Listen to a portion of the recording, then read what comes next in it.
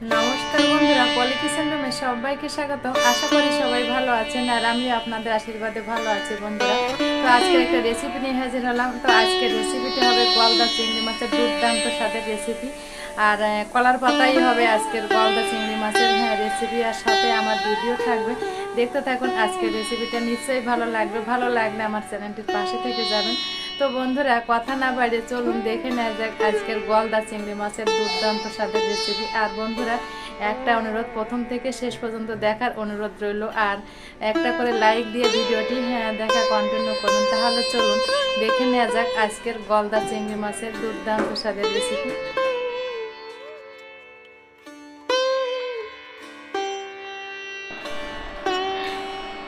তো বন্ধুরা কলার পাতায় এই ধরনের রেসিপি কিন্তু দারুণ লাগে কিন্তু খেতে, বিশেষ করে চিংড়ি মাছের রেসিপি। আর এই চিংড়ি মাছটা আমার কাছে খুবই একটা প্রিয় খাবার। তো আপনাদের কার কার কাছে চিংড়ি মাছ ভালো লাগে অবশ্যই কিন্তু আমার কমেন্টে জানাবেন।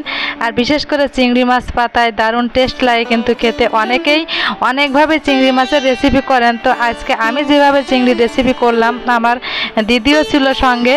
তো দেখে নিন আজকের রেসিপিটা, আশা করি আপনাদের ভালো লাগবে বন্ধুরা। আর এই চিংড়ি মাছ পাতায় তো অসাধারণ লাগে খেতে। তাহলে বন্ধুরা দেখুন তাহলে আমি কি কি উপকরণগুলো দিচ্ছি একবার দেখে নিন।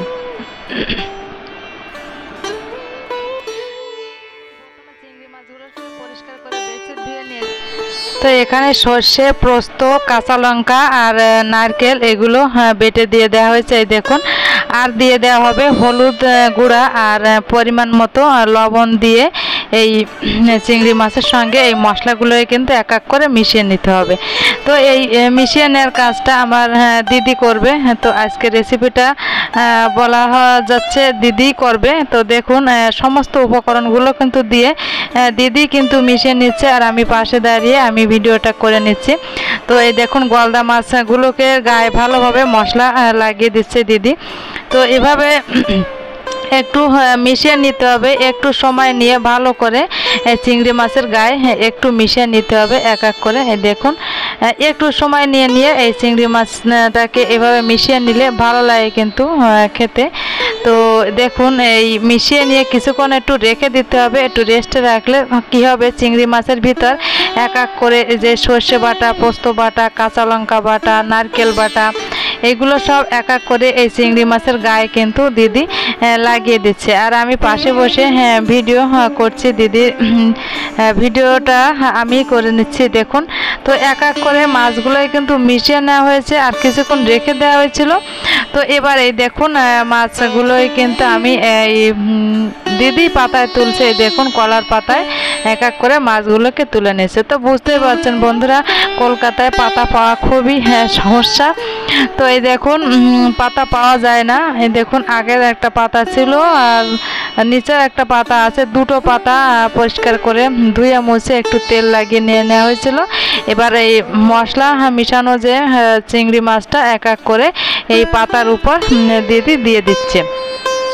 তো চিংড়ি মাছগুলোই কিন্তু এক এক করে দিয়ে দিল। এবার যে বাকি যে এক্সট্রা মশলা ছিল ওই মশলাগুলো ও চিংড়ির উপর থেকে খুব সুন্দর করে দিদি কিন্তু দিয়ে দিচ্ছে আর আমি পাশে বসে দেখছি আর ভয়েস দিলাম আমি।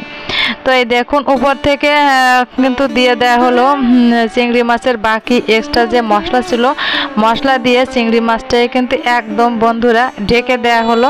এভাবেই ঢেকে দিতে হবে। আগে নিচের দিকে কিন্তু মশলাটা দেয়নি, তাহলে মশলাটা পুড়ে যেতে পারে। ওই জন্য চিংড়ি মাছগুলোকে সাজিয়ে দিয়ে তারপরে দিয়ে দেওয়া হলো। তো কড়াইতে দিয়ে এভাবে একটু মাঝে মাঝে একটু নাড়িয়ে চাড়িয়ে দিতে হবে যাতে সব দিকে চিংড়ি মাছটা খুব সুন্দরভাবে জাল পায়, সেদিকেও খেয়াল রাখতে হবে বন্ধুরা।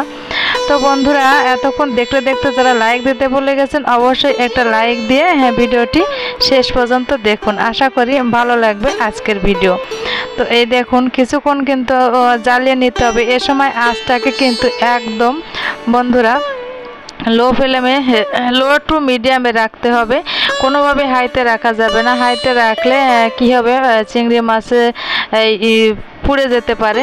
তো এখানে কিছু কাঁচা লঙ্কা নিয়েছিল, তো কাঁচা লঙ্কাগুলো উপর থেকে একটু এই মাছের উপর থেকে দিয়ে দিতে হবে।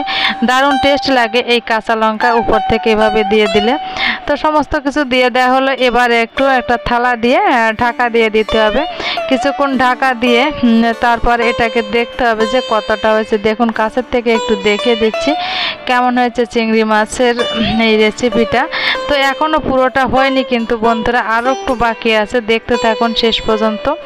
তো এভাবে করে একটু জ্বালিয়ে নিতে হবে এই চিংড়ি মাছটাকে।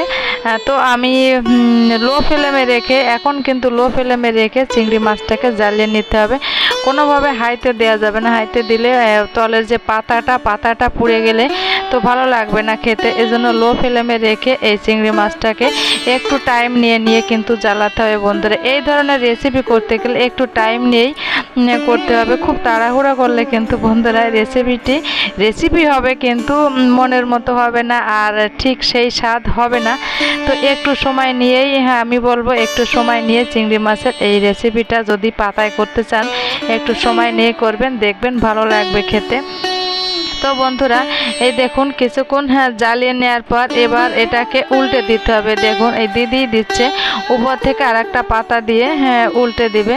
এই দেখুন ও হাতের পরেই উল্টে দিল, খুবই এক্সপার্ট কাজের। দেখুন তো দেখতে পেলেন তো হাতের উপর দিয়েই উল্টে দিল। তো এবার চিংড়ি মাছটাকে উল্টানো তো হয়ে গেল। এবার এটাকে আবার একটু জ্বালিয়ে নিতে হবে। ওই পিঠটা তো জাল হয়নি, ওই পিঠটা একটু জ্বালিয়ে নিতে হবে বন্ধুরা। তো মিনিমাম এটা হতে সময় লেগেছিল 25 মিনিট, 20 থেকে 25 মিনিট সময় লেগেছিল। তো শেষের দিকে এবার উপর থেকে একটু সরিষার তেল দিয়ে দিতে হবে। এই সরিষার তেলটা দিলে আরও ভালো লাগবে খেতে বন্ধুরা। তো বন্ধুরা দেখুন কত সুন্দর একটা রেসিপি। তো কেমন লাগলো আজকের রেসিপিটা? তো ভালো থাকবেন, সুস্থ থাকবেন, আর রেসিপিটি ভালো লাগলে আমার চ্যানেলের পাশে থেকে যাবেন। টাটা।